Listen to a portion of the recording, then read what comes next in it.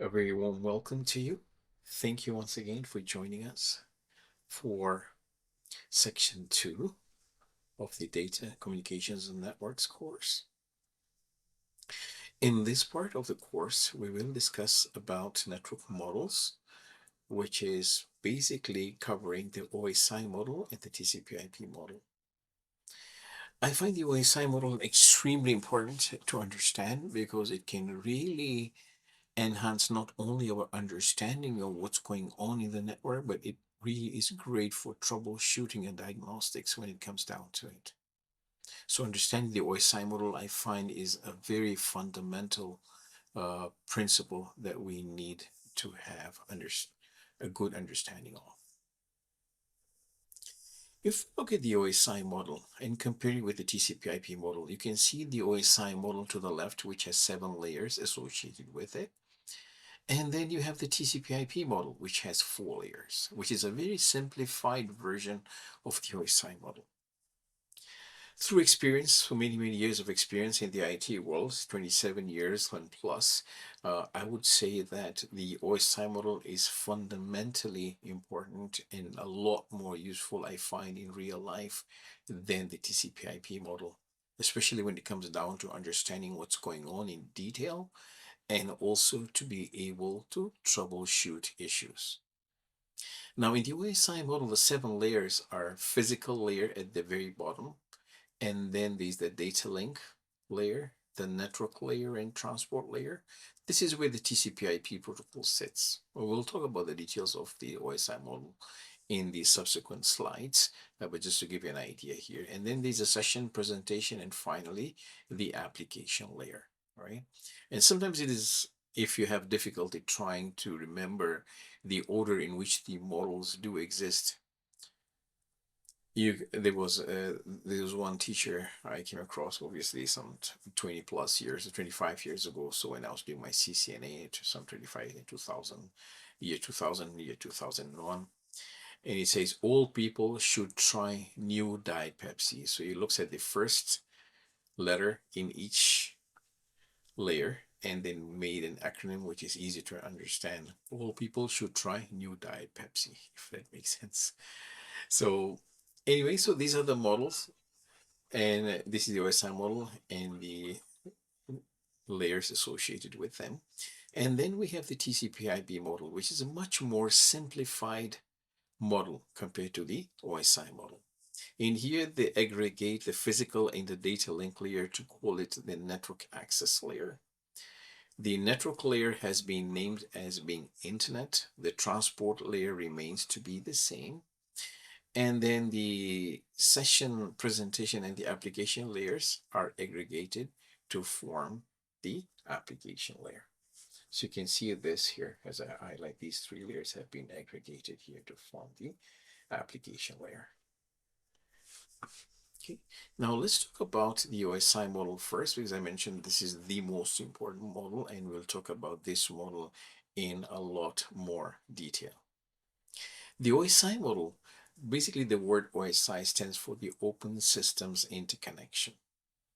This model describes 7 layers that the computer system used to communicate over a network.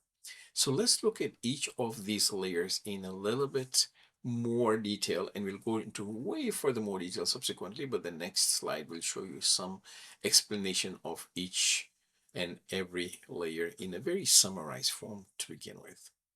The OSI model was the first standard model for network communications adopted by major computer and telecommunication companies in the early 80s. Now, if you look at the 7-layer model once again, let's look at each and every layer. Let's start from the very bottom, which is the physical layer. Right? So the physical layer is responsible for transmitting raw bits of data, or raw bits or streaming data over the physical medium. The second layer is the data link layer. This defines the format of the data on the network. We will look at each and every layer in a lot more detail than what you see here, but just to give you first an overview of what the layers look like. Then we have the network layer that decides which physical path the data will take. Then we have the transport layer, which is responsible for transmitting data using transmission protocols, including TCP and UDP. And we'll discuss the differences between TCP and UDP in subsequent slides. Then we have the session layer, which is responsible for maintaining connections and is responsible for controlling ports and sessions. Then the sixth layer is the presentation layer.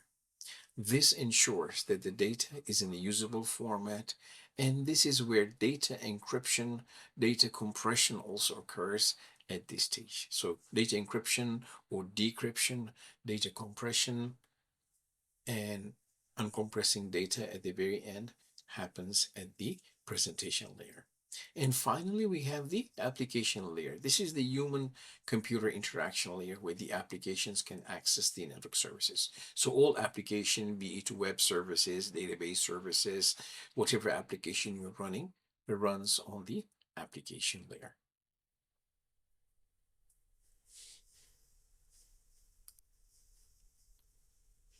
All right, so now let's talk about each layer in a lot more detail. The first one is the physical layer. The physical layer is responsible for the physical cable or even wireless connection between the network nodes. In the wireless connection case, obviously, the physical layer is the air through which the wireless signals are being transported. Right? It defines the connector, the electrical cable, right? Or it could be fiber optic as well, or wireless technology connecting the devices. The physical layer is responsible for the transmission of the raw data, which is simply a series of zeros and ones while taking care of the bit rate control. So if you look at the physical layer, what's happening here? So basically what we have here is the physical layer on one side to the left, and then we have the physical layer on the other side, on the receiving end. So this is sending side to the left, this is the receiving side to the right. Above the physical layer lies the data link layer, right? The data link layer is a layer 2. Layer 1 is the physical layer. So basically the physical layer is receiving data from the data link layer, which is the yellow part here that you see, and then it tags on its own header information, which you see in red, and then sends it over the transmission medium, whatever the transmission medium happens to be. It could be copper wire, it could be fiber optic cable, or it could be wireless as well. To the other end, to the receiving end.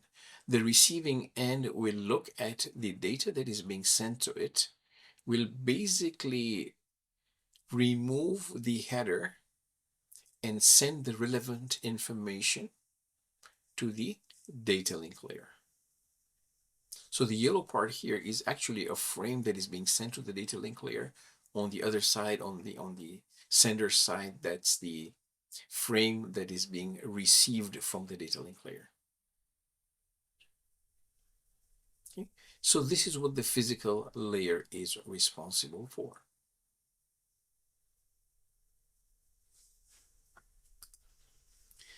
Now let's talk about the physical layer in more detail. So physical layer is basically a representation of bits, right? The physical layer consists of streams of bits, sequences zeros and ones, with no interpretation at all, right? That's what the physical layer understands, zeros and ones, right? This is a computer, goes by binary. It can be a 0 or a 1, and that's what it does. To be transmitted, bits need to be encoded into signals. Now, this could be electrical signals, right? If it's a copper wire, could be optical signals, if it's a fiber optic cable, or it could be radio waves or microwaves, right? And if it's a case of wireless, or it could be satellite, right? So satellite would use microwaves, otherwise wireless would use radio waves, right? The physical layer defines the type of encoding, how zeros and ones are changed into signals, right? What constitutes a 0 and what constitutes a 1. The physical characteristics of interfaces and medium.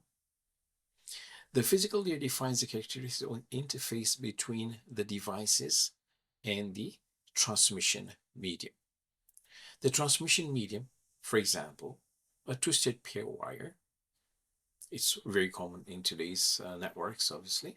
There used to be coaxial cable today as well, which is no longer as much used. Then there's the fiber optic cable. Mind you, coaxial cables are used for home internet using cable modems, but not used necessarily on the LAN itself. And then we have the fiber optic cable, could be radio waves and microwaves as discussed before. So those are the transmission mediums we would have to contend with. Then there is the data rate. The transmission rate, i.e. the number of bits sent each second, is also defined by the physical layer.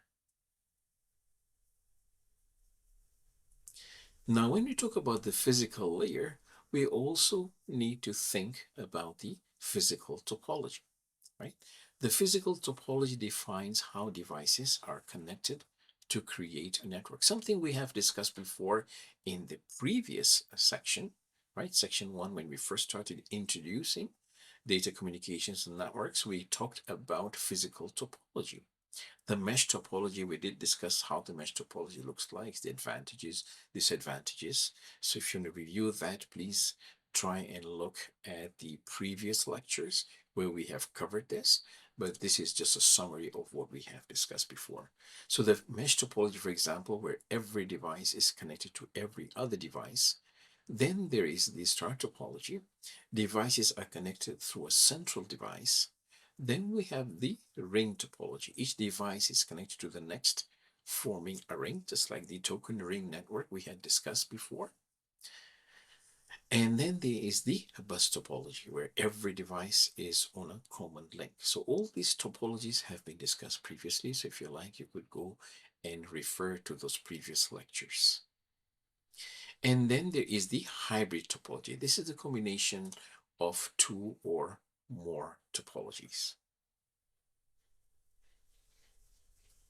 We'll do one more slide for this lecture and we'll continue on next time so that we can finish on the physical layer. So in the physical layer, we are also kind of wanting to understand the transmission mode. So the physical layer also defines the direction of transmission between two devices. In simplex mode, only one device can send and the other can only receive. The simplex mode is one-way communication. Once again, something we have discussed before in previous lectures. So please, if you would like to get more information on each of the different transmission modes, please refer to the previous section of lectures that we have online. Then there is the half duplex mode. Two devices can send and receive data, but not at the same time. And then we have the full duplex mode, where two devices can send and receive data at the same time. That's all for today. Thank you very much for joining me here today. Have a wonderful day and please take care. Hope to see you next time. Take care. Bye-bye.